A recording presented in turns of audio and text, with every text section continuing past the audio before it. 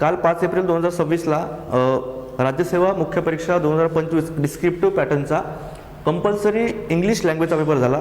ठीक आहे, मग तो पेपर बघा, तो पेपर आपण ॲनालिसिस करण्याचा प्रयत्न करूया. क्लिअर. मग तो पेपर बघा, जर पेपर जर पाहिला तर तो पेपर खास करून जर आपण तो पेपर क्वालिफाईंग नेचरचा असतो बघा. क्वालिफाईंग नेचर म्हणजे 300 मार्काचा पेपर आहे, 300 मार्काचा पेपर, आणि त्यापैकी आपल्याला 75 मार्क पाहिजे क्वालिफाईंग पेपर असल्यामुळे. जोपर्यंत आपण ह्या कंपल्सरी लँग्वेज पेपरमध्ये मराठी लँग्वेजचा पेपर असेल आणि इंग्लिश लँग्वेजचा पेपर असेल त्याच्यामध्ये 75 मार्क्स आपण मिळवत नाही तोपर्यंत आपले इतर GSचे पेपर चेक केले जात नाही, तपासले जात नाही. त्याच्यामुळे इथे मिनिमम 75 मार्क्स बरोबर 25% एवढे मार्क्स आपल्याला आणणे अत्यंत आवश्यक असते. ठीक आहे. हा पेपर जो आहे बघा, याचा जर पाहिला तर पेपर हा खूप सोप्या लेवलचा होता. ठीक आहे, आणि एक्झॅक्टली UPSC जो पॅटर्न फॉलो करते त्याच पॅटर्नवर आधारित हा पेपर विचारलेला आहे. ठीक आहे, मग ते प्रश्न पाहू आपण. क्लिअर. बघा, प्रश्न आहे बघा, पहिला प्रश्न विचारला आपल्याला क्वेश्चन नंबर 1, आणि याच्यामध्ये काय सिंपल तर एक एसे लिहायचा होता. एसे विचारला आपल्याला. ठीक आहे, एसे लिहायचा होता. 600 वर्ड्समध्ये 600 शब्दामध्ये एसे विचारला होता. मग ते एसे कोणते कोणते बघा, तर पहिला एसे आहे should education be made free. एज्युकेशनवर पहिला एसे दिसतो आपल्याला. दुसरा एसे जर पाहिला, दुसरा आपल्याला एन्व्हायरमेंटल इफेक्ट्स ऑन अर्बनायझेशनवर आपल्याला म्हणजे एसे दिसतो आपल्याला. हा पर्यावरणाचा एसे आहे. तिसरा बघा, हा फिलॉसॉफिकल एसे आहे. ठीक आहे, काय म्हटलं आहे, if I could become a scientist, बरोबर, मी वैज्ञानिक झालो तर, फिलॉसॉफिकल एसे दिसतो आपल्याला. आणि चौथा जो एसे आहे the ethical use of internet. ठीक आहे, असे 4 प्रकारचे एसे होते आणि कोणत्याही एका टॉपिकवर आपल्याला 600 शब्दामध्ये एसे लिहायचा होता. हा पहिला प्रश्न. आपण हा प्रश्न इथे सोडवणार नाही. आपण खास करून आजच्या ह्या भागामध्ये बघा, फक्त आपण जो ग्रॅमॅटिकल आणि वोकॅबचं जे सेक्शन आहे त्याच सेक्शनचा आपण ॲनालिसिस करण्याचा प्रयत्न करा, कारण हे लिहावं लागेल. ठीक आहे. आणि पुढचा प्रश्न होता बघा, क्वेश्चन नंबर 2. क्वेश्चन नंबर 2 मध्ये काय म्हटलं आहे, तर कन्साइज लँग्वेजमध्ये हा पूर्ण पॅसेज दिलेला होता आणि याच्यावर क्वेश्चन आहेत, मग ते क्वेश्चन सुद्धा लिहायचे होते. ठीक आहे, मग हा प्रश्न सुद्धा आपण इथे पाहणार नाही. क्लिअर. बघा, हे प्रश्न आहेत त्याच्यावर आलेले. आणि त्यानंतर बघा, हा एक पॅसेज आलेला आहे आणि या पॅसेजमध्ये काय म्हटलं आहे, 1/3 करायचं, 1/3. ठीक आहे, ह्या पॅसेज प्रेसे रायटिंगवर प्रश्न होता बघा, प्रेसे रायटिंगवर, आणि 1/3 करायचा होता हा प्रश्न. हा 75 मार्काचा प्रश्न आहे. त्यानंतर बघा, हा पॅसेज आहे आपल्याला दिलेला. आणि हे आता बघा क्वेश्चन नंबर 4. ठीक आहे, इथून ते ग्रॅमॅटिकल पार्ट सुरू होतो. क्वेश्चन नंबर 4 मध्ये काय म्हटलं आहे, सिंपल इन्स्ट्रक्शन दिले आहे. Rewrite the following sentences that after making necessary corrections do not make unnecessary corrections in the original sentence. हे दुसरं तिसरं काहीच नाही, तर स्पॉट द एररचे प्रश्न आहेत. स्पॉट द एररचे प्रश्न आहेत आणि हे सोपे प्रश्न असतात. 10 क्वेश्चन आहे आणि त्याला प्रत्येकी 1 मार्क दिलेला असतो. बघा इथे जर प्रॉपर जर आपण क्वेश्चन पाहिले तर एवढा भाग सध्या आपले जे बॅच चालू आहे बघा, हे सगळे प्रश्न जवळपास आपल्या बॅचमध्ये सगळे प्रश्न सुटतात. आणि पूर्ण नोट्स जर आपण विचार केला तर आरामात तुम्हाला, ठीक आहे, म्हणजे 75 पेक्षा जास्त काय, म्हणजे जवळपास 100 पेक्षा तुम्ही जास्त आरामात ते करू शकता. म्हणजे जास्त अभ्यास न करता सुद्धा फक्त जर नोट्स जरी केले असेल. आणि 100% हे जेव्हा लेक्चर तुम्ही पाहत असाल ना, तेव्हा तुम्ही आपली नोट्स बघा. त्या नोट्समध्ये लिहून दिलेला प्रत्येक वाक्य, प्रत्येक रूल हा नियम लिहून दिलेला आहे. पहिला प्रश्न विचारला बघा, पहिला प्रश्न याच्यामध्ये काय, the book and the pen is lying on the table since yesterday. ठीक आहे, मग इथे बघा या वाक्याचा जर सेन्स पाहिला तर इथे कीवर्ड दिसतो आपल्याला सेन्स. कीवर्ड जर सिन्स असेल, ठीक आहे, आणि इथं काय यस्टरडे, बरोबर, आणि इथे बघा इज लाईंग दिसतो, इज लाईंग. मग इज लाईंग इथे चालणार नाही. हे वाक्य बघा, हे वाक्य आहे पास्ट परफेक्ट कंटिन्युअस टेन्सचं वाक्य आहे. मग इथे इज लाईंग चालणार नाही, फक्त कंटिन्युअस टेन्स चालणार नाही. ते इथे काय पाहिजे माहिती आहे का, तर the book and the pen has been lying पाहिजे. बघा इथे हॅज बीन लाईंग पाहिजे, हॅज बीन लाईंग, तेव्हा हे वाक्य करेक्ट असेल. क्लिअर. मग करेक्ट वाक्य काय याचं, the book and the pen has been lying on the table since yesterday. कालपासून ते पुस्तक आणि पेन टेबलवर ठेवलेलं होतं, बरोबर. क्रिया ही सध्याही सुरू आहे. त्यानंतर दुसरा क्वेश्चन इथे बघा, she don't likes to go for evening walks. आता बघा इथे शी हा सब्जेक्ट आहे. ठीक आहे, सब्जेक्ट शी असेल तर तिथे डोंट कधीच येत नाही. मग तिथे काय येतो आपल्याला, डझंट पाहिजे, डझंट. तिथे आपल्याला डझंट पाहिजे, डझंट. She doesn't. आता इथे बघा ईएस लागलाय, लाईकला ईएस आहे. आता इथे लक्षात घ्या, इथे डज मध्ये ईएस असल्यामुळे इथे एस लागणार नाही. म्हणजे सिंपल काय, she doesn't like to go for evening walk, हे याचं करेक्ट उत्तर असेल. त्यानंतर तिसरा क्वेश्चन आहे, a bouquet of flowers were gifted to the leader. ठीक आहे, हा जो नाऊन आहे बघा, बुके ऑफ फ्लॉवर्स, हा कलेक्टिव्ह नाऊन आहे, कलेक्टिव्ह नाऊन आहे. आणि कलेक्टिव्ह नाऊन नंतर नेहमी सिंग्युलर वर्ब येतो. ठीक आहे, हा नियम आहे. मग बुके ऑफ फ्लॉवर्स नंतर इथे वेअर वापरला आहे, वेअर नाही पाहिजे, इथे काय पाहिजे, सिंपल इथे वॉच पाहिजे, वॉच, तेव्हा हे वाक्य करेक्ट असेल. ठीक आहे. त्यानंतर क्वेश्चन नंबर 4 मध्ये John is studying Marathi since 5 years, तो 5 वर्षापासून मराठी शिकत आहे. मग इथे लक्षात घ्या, सिन्स हा कीवर्ड आहे. सेम पहिला जो प्रश्न विचारला बघा, सिन्स इथे सुद्धा वापरला आहे, इथे सुद्धा वापरला आहे, म्हणजे एकाच टेन्सवर इथे 2 क्वेश्चन आहे. हा टेन्स सुद्धा पास्ट परफेक्ट कंटिन्युअस टेन्सचा पाहिजे आपल्याला, सॉरी हा सुद्धा टेन्स बघा प्रेझेंट परफेक्ट कंटिन्युअस टेन्सचा पाहिजे. ठीक आहे. मग इथे काय इज स्टडिंग चालणार का, इज स्टडिंग नाही चालणार. मग इथे काय पाहिजे, simple John has been studying पाहिजे आपल्याला. जॉन हॅज बीन स्टडिंग जर असतं तर हे करेक्ट असतं, बरोबर. याचं करेक्ट काय असेल, John has been studying Marathi since 5 years. त्यानंतर question number 5, the childrens are shouting loudly. इथे बघा पहिला सब्जेक्ट, वाक्याचा सब्जेक्ट द चिल्ड्रेन्स आहे. ठीक आहे. आर शाउटिंग लाऊडली, इथे जर वर्ब पाहिला तर आर हा वर्ब आहे. आता लक्षात घ्या, चिल्ड्रेन्स इथं एस लावला आहे, इथे एस नाही पाहिजे. सिंपल बघा, चिल्ड्रेन हा जो सब्जेक्ट आहे, चिल्ड्रेन हा ऑलरेडी प्लुरल आहे, प्लुरल, याला एस लावण्याची गरज नाही. ठीक आहे. त्याच्यामुळे इथे सिंपल काय पाहिजे आपल्याला, इथे एस काढून टाकायचा आणि सिंपल काय, the children are shouting loudly, हे त्याचं करेक्ट वाक्य असेल. त्यानंतर पुढचं बघा, क्वेश्चन नंबर 6 मध्ये काय म्हटलंय, Lata sings very sweetly song at the concert. आता इथे काय चेंजेस करायचे आहेत, तर इथे सिंपल बघा, ते वाक्य काय होणार, सिंपल 6 जे आहे ते वाक्य, Lata sings a very sweet song at the concert, हे याचं करेक्ट वाक्य असेल. अशा प्रकारचे करेक्ट वाक्य असेल. त्यानंतर बघा नंबर 7 क्वेश्चन दिलेला आहे, त्याच्यामध्ये म्हटलं आहे this issues needs to be addressed quickly. ठीक आहे. आता बघा इथे धिस इश्यूज हे जे आहे हे प्लुरल आहे, त्याच्यामुळे इथे धिस नाही चालणार, इथे दीज पाहिजे, दीज. ठीक आहे. इथे आपल्याला दीज पाहिजे, दीज. ठीक आहे. आणि इश्यूज असल्यामुळे इथे नीड्सला बघा एस नाही लागणार. ठीक आहे. This issues need to be address quickly, हे याचं करेक्ट उत्तर असेल. त्यानंतर नंबर 8 बघा, रोहन इज ज्युनियर दॅन. बरोबर, इथे ज्युनियर नंतर दॅनचा कधीच वापर होत नाही. ठीक आहे. ज्युनियर नंतर दॅनचा वापर नाही होणार, इथे ज्युनियर नंतर टूचा वापर होणार. नेहमी लक्षात ठेवा, ज्युनियर असेल, सिनियर असेल, सुपेरियर असेल, इन्फेरियर असेल, बरोबर आहे, याच्यानंतर नेहमी टूचा वापर होतो. त्याच्यामुळे याचं करेक्ट उत्तर म्हणजे करेक्ट सेंटेन्स काय असेल, Rohan is junior to Rishabh in this office, हे याचं करेक्ट उत्तर. क्वेश्चन क्रमांक 9 बघा, the boss ask the employees that why they were late. अशा प्रकारचा प्रश्न विचारला होता. ठीक आहे. आता इथे बघा, इथे पास्ट टेन्स दिसतो आपल्याला आणि इथे 2 कंजक्शन आहेत, दॅट आणि वाय. ठीक आहे. तर लक्षात घ्या, वाय हा जर कंजक्शन असेल तर इथे दॅटचा वापर केला जात नाही. म्हणजे करेक्ट वाक्य काय असेल, the boss ask the employees why they were late, हे याचं करेक्ट उत्तर असेल. त्यानंतर क्वेश्चन नंबर 10 जर पाहिलो, the thief was caught and handing over to the police officers. इथे बघा पहिलं वाक्याचा सेन्स जर पाहिला, हे पहिलं वाक्य द थीफ वॉज कॉट हे पास्ट टेन्सचं आहे, म्हणजे इथे V2 आहे, त्याच्यामुळे पुढच्या वाक्यामध्ये सुद्धा V2 पाहिजे. हा बिफोर चालणार नाही, कारण बिफोर हा विदाऊट सपोर्टिंग वर्ब येत नाही. मग इथे काय पाहिजे आपल्याला, हँडेड. बरोबर आहे, हँडेड. सिंपल काय, the thief was caught and handed over to the police officer, हे याचं करेक्ट उत्तर असेल. क्लिअर. पुढे चालू बघा, पुढे जर पाहिलं तर इथे बघा सिंपल काय, मिसिंग वर्ड्स इथे लिहायचे होते आणि हे थोडे कठीण असतात बघा, हे प्रश्न सोडवण्यासाठी थोडे कठीण असतात. त्याच्यामुळे इथे तुम्हाला 3-4 जरी प्रश्न जरी सुटले तरी पण खूप झाले बघा. ठीक आहे. मग इथे सिंपल काय विचारलं आपल्याला, इथे जर पाहिलं, द जज एक्झामाइन the case under close.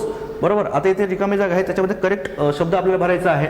The जज, पहिलं वाक्य विचारलं आपल्याला, द जज एक्झामाइन द केस अंडर क्लोज. इथे काय येईल, तर इथे शब्द हा पाहिजे स्क्रुटिनी. इथं स्क्रुटिनी हा शब्द पाहिजे, स्क्रुटिनी, बिफोर गिव्हिंग हर वर्डिक्ट. ठीक आहे. हे पहिलं वाक्य असेल. दुसरं आहे, Hema showed great courage in the face of. मग इथे काय, इथं डेंजर असायला पाहिजे, danger, in the face of danger and never gave up. ठीक आहे. हे वाक्य असेल. Number 3, Indian soldiers fought with great. बरोबर आहे. आता काय, इंडियन सोल्जर म्हणजे भारतीय सैनिक हे पराक्रमी किंवा साहसी किंवा काय म्हणतो शौर्याने लढले. मग इथे करेक्ट वाक्य, करेक्ट वर्ड काय असेल, व्हॅलोर. ठीक आहे, व्हॅलोर. हे गोष्ट लक्षात घ्या. त्यानंतर नंबर 4 बघा, the doctor advise the patient not to eat. मग इथे काय काय शब्द चालतील, इथे अनहेल्दी चालेल, अनहेल्दी सुद्धा चालेल. ठीक आहे. इथे स्पायसी सुद्धा चालेल, इथे ऑइली सुद्धा चालेल, इथे जंक फूड सुद्धा चालेल. कोणताही शब्द इथे जर भराल तरी हे वाक्य करेक्ट असेल. ठीक आहे. अनहेल्दी, स्पायसी, त्यानंतर ऑइली, जंक फूड, इथे कोणतेही चालेल. ठीक आहे. त्यानंतर नंबर 5 बघा, the jury took the final decision किंवा वर्डिक्ट. इथे 2 शब्द आपल्याला चालतील इथे, आफ्टर अवर्स ऑफ डिस्कशन. मग इथे वर्डिक्ट सुद्धा चालेल, वर्डिक्ट सुद्धा चालेल किंवा इथे डिसिजन सुद्धा हा शब्द चालेल मिसिंग वर्डमध्ये. क्लिअर आहे. त्यानंतर क्वेश्चन नंबर 4 बघा. 4 मध्ये काय म्हटलं आहे, द बस लिव्ह, बरोबर, लिव्ह हा वर्ब आहे, before we reach the station. ठीक आहे. मग हे जे वाक्य आहे, बरोबर आहे, हे जे वाक्य आहे हे पास्ट परफेक्टचं वाक्य आहे. मग इथे काय सिंपल काय पाहिजे आपल्याला, सिंपल इथे बघा, the bus had left, the bus had left before we reach the station, हे याचं करेक्ट उत्तर असेल.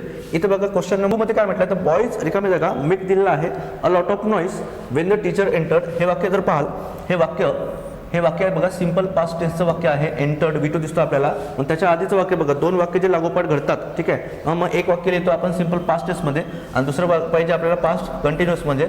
मग इथे सिंपल काय लिहावं लागेल, तर the boys were making a lot of noise when the teacher enter, हे याचं करेक्ट उत्तर असेल. त्यानंतर बघा तिसरं आहे the chief minister and his cabinet रिकामी जागा discuss the new policy now. सध्याच्या घडीला जे प्रश्न विचारत आहे किंवा सध्याच्या क्रिया सध्या चालू आहे, म्हणून इथे काय पाहिजे, the chief minister and his cabinets are discussing. इथे आर डिस्कसिंग पाहिजे, आर डिस्कसिंग. ठीक आहे. प्रेझेंट कंटिन्युअस टेन्स पाहिजे आपल्याला. ठीक आहे. त्यानंतर क्वेश्चन नंबर 4 मध्ये काय, आय विश आय न्यू. इथे न्यू पाहिजे, न्यू KNEW V2 पाहिजे, V2, बरोबर. त्याचं कारण हे मूळवरचा प्रश्न आहे बघा, सबजंक्टिव्ह मूळवरचा हा प्रश्न आहे. ठीक आहे. क्वेश्चन नंबर 5 जर, त्यानंतर क्वेश्चन नंबर 5 जर पाहिलं बघा, राहुल रिकाम्या जागा not finish his assignment eight. हे जर वाक्य बघा, अजून ते असाइनमेंट कंप्लीट केलेलं नाही असा त्याचा अर्थ होतो. मग हे वाक्य जर पाहिलं तर हे प्रेझेंट परफेक्ट टेन्सचं वाक्य आहे. म्हणून इथे काय पाहिजे, Rahul has not finished his assignment eight असं वाक्य हे पाहिजे. ठीक आहे. त्यानंतर क्वेश्चन नंबर 4 जर पाहिलं, इथे अँटोनिम्स विचारलेले आहेत, विरुद्धार्थी शब्द विचारलेले आहेत. ठीक आहे. मग हा जो शब्द आहे बेनोव्हॅलेंट, ठीक आहे, याचा अर्थ काय होतो, याचा अर्थ होतो बघा परोपकारी. याचा जर अर्थ पाहिला, याचा अर्थ होतो परोपकारी. ठीक आहे. हे सातर मेलोव्हॅलेंट किंवा याला क्रुएल सुद्धा म्हणता येईल, क्रुएल. मग हा जो आहे बघा बेनोव्हॅलेंटचा अर्थ परोपकारी किंवा उदार मनाचा. ठीक आहे. कॅन्डिडचा अर्थ काय होतो, कॅन्डिड म्हणजे बघा दिलखुलास, एकदम मोकळ्या मनाचा, बरोबर. मग त्याचा विरुद्धार्थी शब्द काय करता येईल इथे, तर विरुद्धार्थी शब्द जर इथे लिहायचा असेल तर इथे आपल्याला सिंपल लिहिता येईल काय, तर सिक्रेटिव्ह सुद्धा इथे चालेल, सिक्रेटिव्ह. ठीक आहे. फ्रॅजिल म्हणजे खूप नाजूक, याचं काय स्ट्रॉंग इथे लिहिता येईल, स्ट्रॉंग. ठीक आहे. इग्नोरंट म्हणजे काय, इग्नोरंट म्हणजे अज्ञानी. मग त्याच्या विरुद्धार्थी शब्द काय असेल, नॉलेजेबल चालेल इथे. क्लिअर आहे. किंवा इंटेलिजंट चालेल. ऑप्टिमिस्टिक म्हणजे आशावादी, त्याचा विरुद्धार्थी शब्द होतो निराशावादी किंवा पेसिमिस्टिक. क्लिअर आहे. तर हे आपल्याला अँटोनिम्स हा सगळे PYQ आहेत. हे प्रश्न खूप सोपे प्रश्न विचारलेले होते. ठीक आहे. त्यानंतर पुढे चालू बघा, हे जर प्रश्न पाहिले, रीराईट the following sentence as directed without changing the meaning. बरोबर. आपल्याला इन्स्ट्रक्शन दिलेले आहे, त्याप्रकारे हे वाक्य चेंजेस करायचे आहेत. मग पहिलं जर वाक्य पाहिलं बघा, इथे म्हटलं आहे combine into single sentence using अल्दोचा वापर करून ते वाक्य लिहायचं पुरत एकदा. ठीक आहे. मग पहिलं वाक्य बघा काय, Joseph is rich, Joseph is not happy. ठीक आहे. मग इथे काय होणार, करेक्ट वाक्य काय होणार, तर अल्दो जोसेफ इज रिच, बरोबर. आता इथे जोसेफ डबल लिहिलो बघा आपण, he is not happy, he is not happy. Clear. हे असं होणार, although Joseph is rich, he is not happy. त्यानंतर क्वेश्चन नंबर 2 बघा, याच्यामध्ये काय म्हटलं आहे, चेंज इंटू पॅसिव्ह व्हॉइस. ठीक आहे. पॅसिव्ह व्हॉइस करायचं आहे. मग याचं करेक्ट काय असेल बघा, the players were praised by the captain for their brilliant performance, याचं करेक्ट असेल. ठीक आहे. त्यानंतर बघा, the father told his son that honesty is the best policy. Direct स्पीचमध्ये लिहायचं आहे. याचा करेक्ट काय होणार, द फादर टोल्ड असेल, त्याच्यामुळे इथे सेड टू लिहावं लागेल. The father said to his son, नंतर कॉमा द्यावा लागेल. त्यानंतर डबल इन्व्हर्टेड कॉमामध्ये honesty is the best policy लिहावं लागेल. ठीक आहे. आणि शेवटी आपल्याला तिथे बघ फुल स्टॉप पाहिजे, अशा प्रकारचे लिहायचं होतं. ठीक आहे. क्वेश्चन नंबर 4 बघा, he can play the piano. Question tag करायचा आहे. ठीक आहे. हा क्वेश्चन टॅग जर वाक्याची रचना पाहतो, वाक्याची रचना ही पॉझिटिव्ह दिसते, टॅग आपल्याला निगेटिव्ह पाहिजे. मग इथे सिंपल काय, कांट ही पाहिजे आपल्याला, सिंपल. ठीक आहे. त्यानंतर क्वेश्चन नंबर 5 बघा, if you practise hard you will win the race. हे वाक्य जे आहे हे कंडिशनल सेंटेन्सचं वाक्य आहे. कंडिशनल सेंटेन्सचं वाक्य दिसते आपल्याला, बरोबर आहे. रीराईट युझिंग अनलेस. ठीक आहे, अनलेसचा वापर करायचा आहे. आणि इथे नेहमी लक्षात ठेवा, जेव्हा आपण अनलेसचा वापर करतो तेव्हा इफ नॉट पाहिजे. इथे इफ नॉट होतो, इफ नॉट. क्लिअर आहे. याचं करेक्ट वाक्य काय काय असेल बघा, unless you practise hard you will not win the race, असं ते वाक्य असेल. ठीक आहे. तर क्वेश्चन नंबर 6 बघा, चेंज इंटू एक्सक्लेमेटरी सेंटेन्स म्हटलेलं आहे. इथे सिंपल काय ना, दिसच्या ठिकाणी काय लिहायचे इथे बघा, what a wonderful news this is. ठीक आहे. आणि एक्सक्लेमेटरी सिम्बॉल पाहिजे आपल्याला, सिंपल. ठीक आहे. मग हे बघा इथे क्वेश्चन नंबर 7 जर पाहिला, एव्हरीबडी लाईक द फिल्म. ठीक आहे, एव्हरीबडी लाईक द फिल्म अशा प्रकारचा प्रश्न आहे आणि निगेटिव्ह फॉर्ममध्ये लिहायचं आहे. मग निगेटिव्ह फॉर्ममध्ये लिहायचं असेल त्याला सिंपल काय बघा, नो वन किंवा नोबडी डिसलाईक, लाईक असेल तर डिसलाईक द फिल्म हे याचं करेक्ट सेंटेन्स असेल. ठीक आहे. त्यानंतर बघा क्वेश्चन नंबर 8, याच्या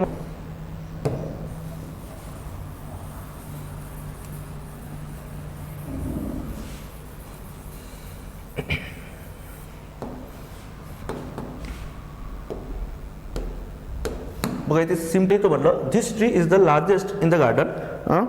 this tree larger than any other tree in the garden, हे याचं करेक्ट उत्तर असेल. ठीक आहे. त्यानंतर इथे बघा 9 आहे, the box is so heavy that I can not lift it. मग इथे रिरायटिंग युजिंग टू आणि टू याचा वापर करून हे वाक्य लिहायचं होतं. बरोबर. मग इथे सिंपल काय असेल, the box is too heavy to lift, हे याचं करेक्ट उत्तर असेल. आणि शेवटचा प्रश्न number 10, she is beautiful she is intelligent अशा प्रकारचा प्रश्न होता. इथे नॉट ओनली बट ऑल्सोचा वापर करायचा आहे. बरोबर. बघा अशा प्रकारच्या वाक्यामध्ये ज्या 2 गोष्टी दिलेल्या असतात त्या पहिल्या गोष्टीच्या आधी नॉट ओनली वापरायचा आणि दुसऱ्या गोष्टीच्या आधी बट ऑल्सो. मग इथे सिंपल काय असेल, शी इज नॉट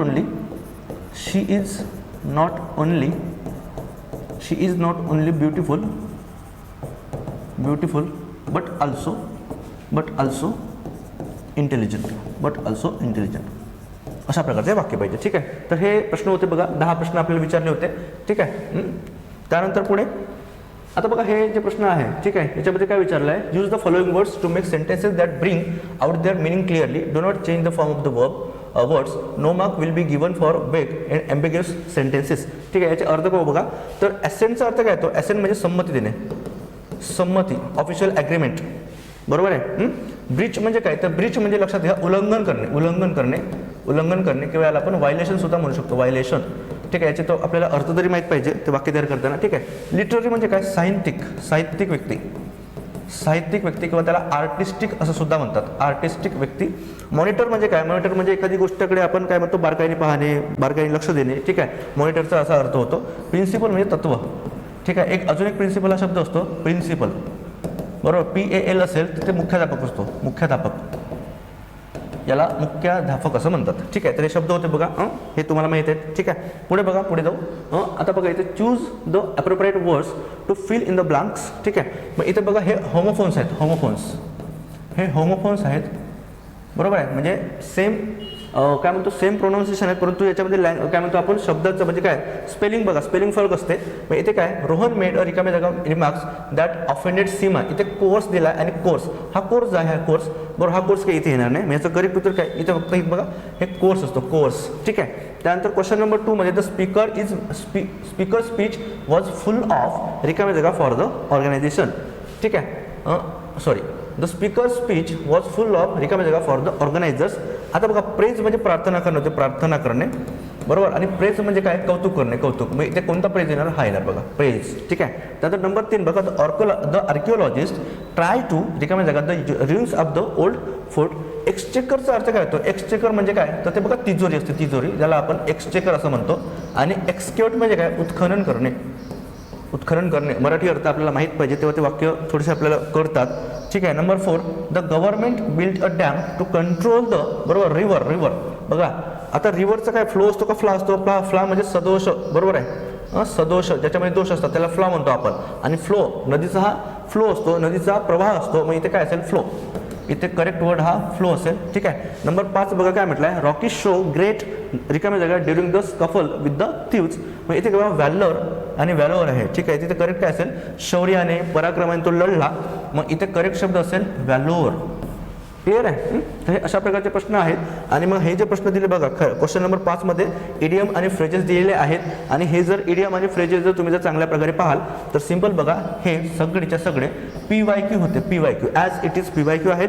PYQचा चांगला अभ्यास असेल तर याचे तुम्हाला प्रश्न किंवा ते इडियम आणि फ्रेजेस तुम्हाला कळले असतील. ठीक आहे. तर हे जे पेपर आहे बघा, हा पेपर ज्या मुलांचा कंबाईन ग्रुप बी मुख्य परीक्षा आणि ग्रुप सी यांची मुख्य परीक्षा असेल त्यांनी नक्की हे पेपर ॲनालिसिस बघावं. बरोबर आहे. आणि कशा प्रकारचे प्रश्न विचारले जात आहेत तुम्हाला कळायला पाहिजेत. आशा करतो तुम्हाला हे ॲनालिसिस किंवा हे जे लेक्चर्स आहे हे आवडलं असेल. बरोबर आहे. भेटूया पुढच्या लेक्चरमध्ये. थँक्यू.